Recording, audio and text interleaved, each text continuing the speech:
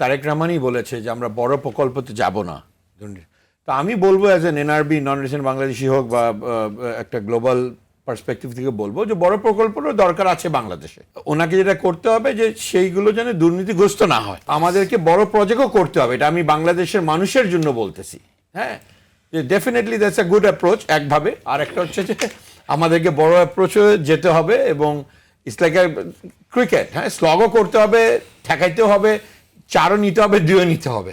So Bangladesh এখন যেই পর্যায়ে আছে আমাদেরকে মেগা প্রকল্পে যেতে হবে। এটা একটা অ্যাডভাইস বা একটা গাইডেন্স হিসাবে আমি বলে রাখলাম।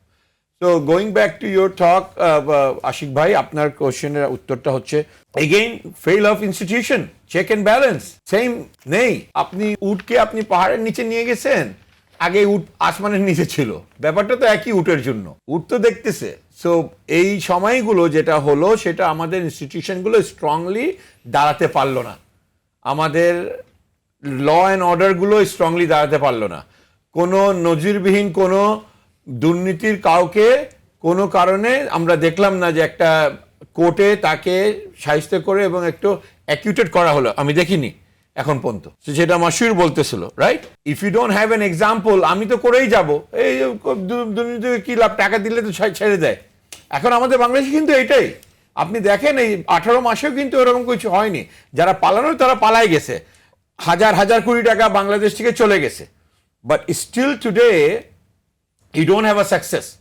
So going back to the same route again, system যেটা আবারও বললাম যে ইনস্টিটিউশন নেই, চেক অ্যান্ড ব্যালেন্স নেই এবং কোনো ইনস্টিটিউশনের কোনো অ্যাকাউন্টেবিলিটি নেই। আমাদের সৎ মানুষগুলো ভালো জায়গায় আনতে হবে, যারা নিজে সৎ, যারা নিজে দুর্নীতি করে না। যারা নিজে দুর্নীতি করে তারা যদি দুর্নীতি দমন কমিশনে থাকে, আপনি কিভাবে একটা দুর্নীতিমুক্ত বাংলাদেশ বানাবেন? তারা তো নিজে দুর্নীতিগ্রস্ত, তাদের টাকা পয়সা, তাদের বাইরে বেগম পাড়া বলেন বা যাই বলেন, এগুলো তো দুর্নীতি থেকে হয়েছে। এখন সেই লোক কিভাবে দুর্নীতিগ্রস্ত বাংলাদেশকে বাঁচাবে? কারণ সে নিজে তো দুর্নীতিগ্রস্ত। So again people have to come up with an option, যেটা আমরা আজকে তারেক রহমান বলছে কান্ট্রি ফার্স্ট, আমরা কিন্তু 20 বছর আগে থেকে বলছি country first, before party, before your leader, country first. So এই ফর্মুলাতেও যদি ওনারা যায় যে আমার দেশ আগে, তারপর আমার দেশের লোক, দুর্নীতিটা কিভাবে হয়? পার্টিটা পাওয়ারফুল হয়, তারা পাওয়ারে আসে, তখন প্রকল্পগুলো আসে এবং তারা আশেপাশে থেকে দুর্নীতিটা হয়। দূর থেকে আসে কিন্তু কেউ দুর্নীতি করে না, আকাশ থেকে নেমে কেউ কিন্তু দুর্নীতি করে না। ওনার আশেপাশে যারা থাকবে, এখনো যারা তারেক রহমানের আশেপাশে থাকবে, নাহিদের আশেপাশে থাকবে, শফিকুর রহমানের আশেপাশে থাকবে, তারাই কিন্তু দুর্নীতি করবে।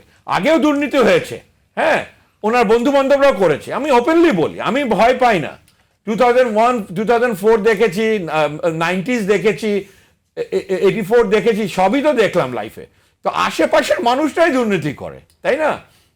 ওনার ফ্যামিলি থেকেও, আশেপাশে শেখ হাসিনা খালেদার ফ্যামিলি থেকে দুর্নীতি হয়েছে। আমি বলছি, আমাদেরকে তো বললে লাভ নাই, আমরা তো দেখে বড় হয়েছি বাংলাদেশে। সো ওনাদের ফ্যামিলি থেকে যখন দুর্নীতি হয়, এটা কিভাবে হয়? যদি খালেদা জিয়া শক্ত থাকতো, যদি শেখ হাসিনা শক্ত থাকতো, তাহলে তো দুর্নীতি হতো না। আমি এখন বলছি, সবসময় বলবো, এখন কি after 17 years, after all this struggle, একই জনের মানুষগুলো আমরা দেখি তারেক রহমানের পিছিয়ে ঘুরতেছে, সে আলতু ফালতু মানুষ, আবার তারা দুর্নীতি করবে, তারা আবার তারেক রহমানের নাম নষ্ট করে দিবে, তারা আবার নাহিদের নাম নষ্ট করে দেবে। যারা আশেপাশে যদি তাদের দুর্নীতিগ্রস্ত বন্ধু বান্ধব থাকে বা পরিবার থাকে, পরিজন থাকে, পার্টির নেতারা থাকে, চামচারমি যারা করে, তাই না? আর এই বাংলাদেশ, আমি আরেকটা কথা বলি, তারেক রহমান বলছে I have a plan for the country, for the people. এই কান্ট্রি আর পিপলের প্ল্যানে বিএনপির কর্মী ওনাকে খুব একটা হেল্প করতে পারবে না, লক্ষ লক্ষ অশিক্ষিত কর্মী ওনাকে হেল্প করতে পারবে না, এটা ওনাকে বুঝতে হবে। এরা দুর্নীতিগ্রস্ত, আমরা দেখেছি এদেরকে, আমাদেরকে বুঝায় তো লাভ নাই, নতুন তো পয়দা হয় নাই।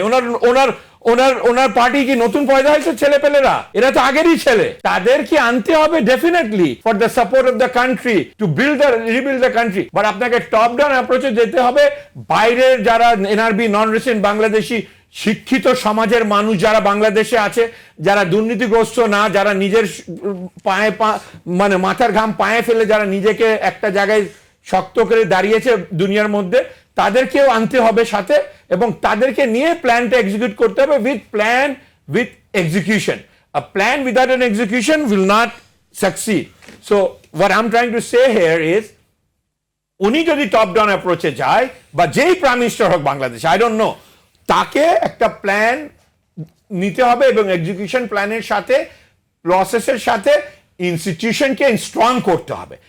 দুর্নীতি যদি জাইমা রহমান করে বা তারও ফ্রেন্ড করে, একই শাস্তি পেতে হবে যদি দুর্নীতি কাউসার জামাল করে। জাইমা রহমানের জন্য এক রুল, জাইফা রহমানের জন্য এক রুল, কাউসার জামাল সাংবাদিক নর্মাল একটা মানুষ, তাকে ধরে দুর্নীতিতে ঢুকাই দিলেন কোনো no no no, that's not the Bangladesh that we want. ওনার আশেপাশের মানুষগুলোকে ভালো করুক, এবং যে আসতেছে সামনে, যার পার্টি আসতেছে, বিএনপি লেড গভর্নমেন্ট হোক, জামাত লেড গভর্নমেন্ট হোক, এনসিপি লেড গভর্নমেন্ট হোক, বা যে কোনো পার্টি ইন্ডিভিজুয়াল লেড হোক, আসুক, তাদেরকে সবার আগে বলতে হবে দ্য বাক স্টপস হিয়ার। আমার দেশ আগে, আমার পরিবার আমার আগে না, পরিবার পরে, দেশ আগে। দেশের জন্য আমি কাজ করব এবং দেশকে দুর্নীতিগ্রস্ত হতে দিব না। প্রথম দিন দ্য বাক স্টপ হিয়ার। ওই যে বলে না, একটা খারাপ কথা বলি যে ওই বিলাই মারতে হয় বাসর প্রথম দিনে, ওইভাবে করে তারেক রহমান হোক, নাহিদ আসুক বা শাফিকুর রহমান আসুক, they have to follow that route, নাহলে হবে না।